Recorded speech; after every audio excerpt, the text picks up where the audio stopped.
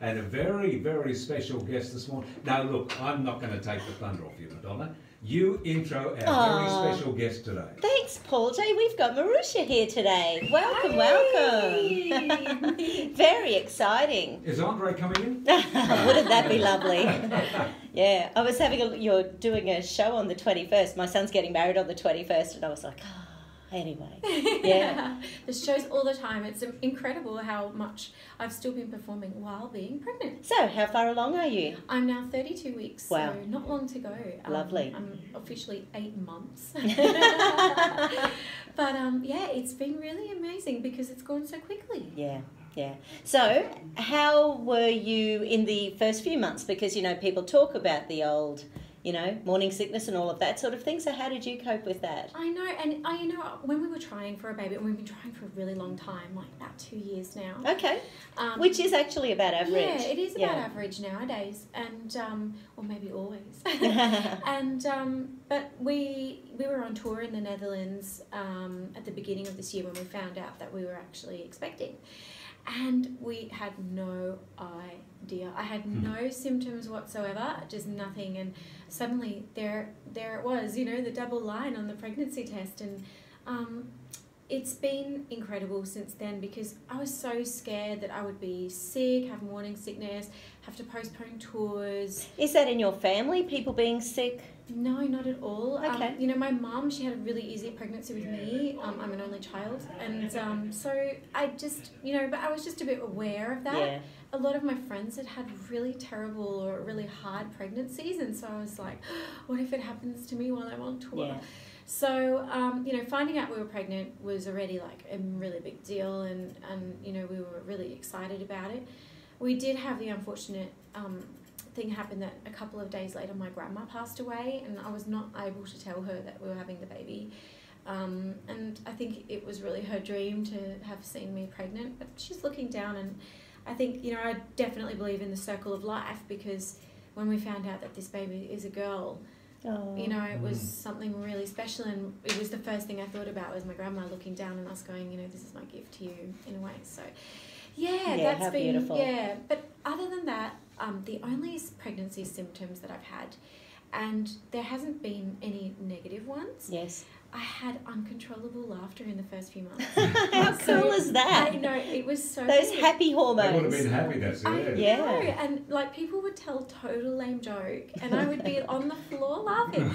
And like my husband, he's been taking that, you know, in his stride because he thought that his practice of dad jokes were really funny. But I was the only one laughing. But so that was one of the symptoms. And another symptom is that I've just been getting up really early. It's as though I don't need a lot of sleep. Are you resting more, or are you eating better, or are you doing anything that might, you know, sort of with the energy? That's sort of an interesting one, to have more energy and less sleep. It is really interesting, and I definitely have been feeling better than when I was not pregnant. And I think it's because of the healthy diet that we've been following, because when we found out we were pregnant, we're like, okay, vegetables, fruit, let's do it all.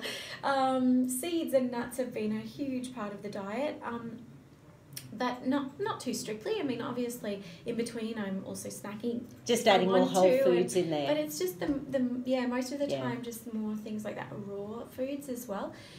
But yeah, I think the thing that's great about it is that without needing to have a lot of sleep, I can get up early and still do all the things that I need to do, even though I'm seeming to do them at a bit of a slower pace. So I still get everything done in my day that I need to get done. And you know, in Australia, it's so bright early already.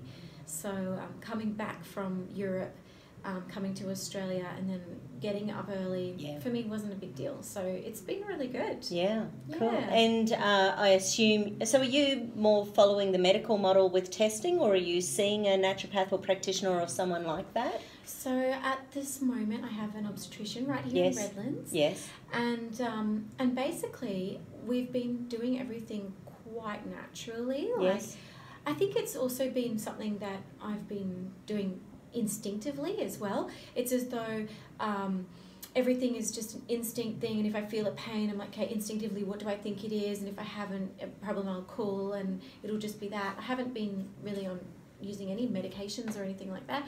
I've been, of course, taking my vitamins. Yes.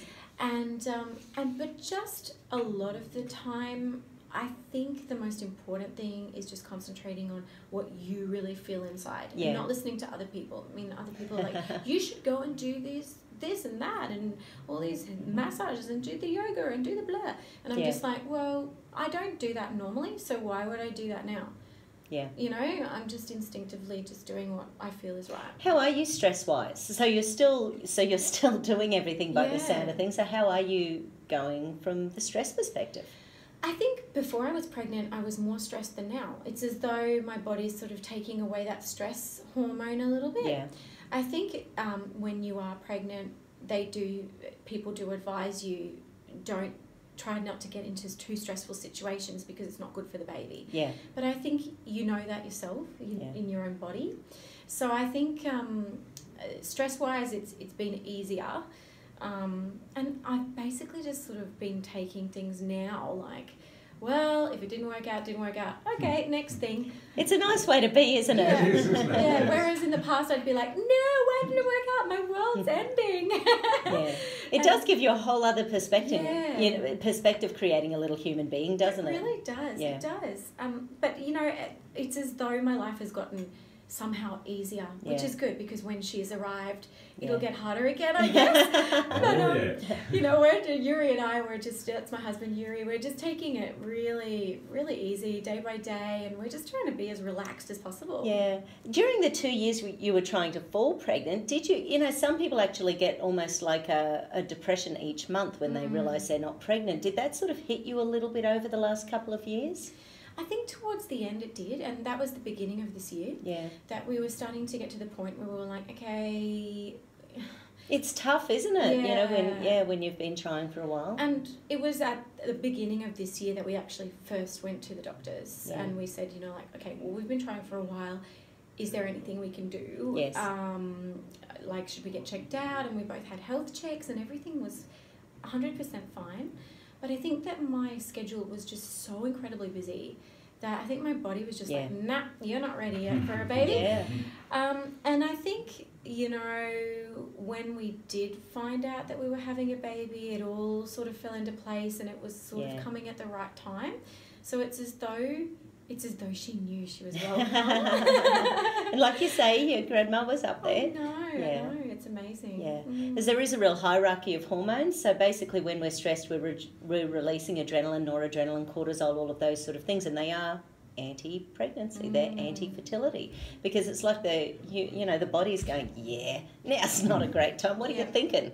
Imagine adding a baby into the mix. That's right. Yeah. And I think that you feel that too. You definitely feel that when it doesn't happen, your body, you know, and you sort of do think like, oh, but I really wasn't ready this month anyway. And how was Yuri through that time? Because obviously people focus more on the women rather than the hubbies. They do. And, you know, Yuri is just, you know, as equal part of it as I am. We're 50-50 in this. And that's how we're seeing the whole pregnancy too. Even our baby shower that's coming up, we're doing it together. It's 50-50. We both made her.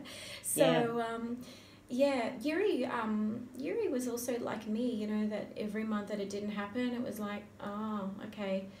Oh, well, let's try again next time. And I think at the beginning of this year, it was really at that point where we both sort of said to each other, you know what, let's just stop actively trying.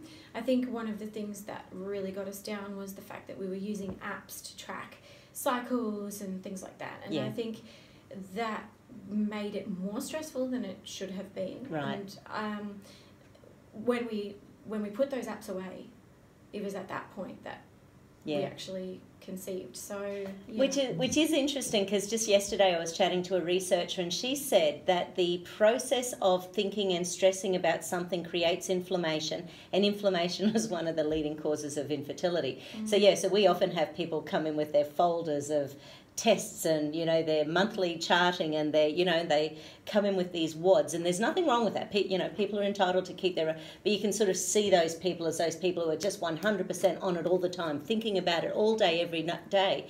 And research is showing that's not great for us. Yeah. It's like I often suggest, you know, when someone's having a hard time falling pregnant, I say, hey, go away for a weekend, have a bottle of wine, just relax, you know, get up into the mountains. And for most people, that really is helpful and is the moment where you do actually conceive, and that's very exciting.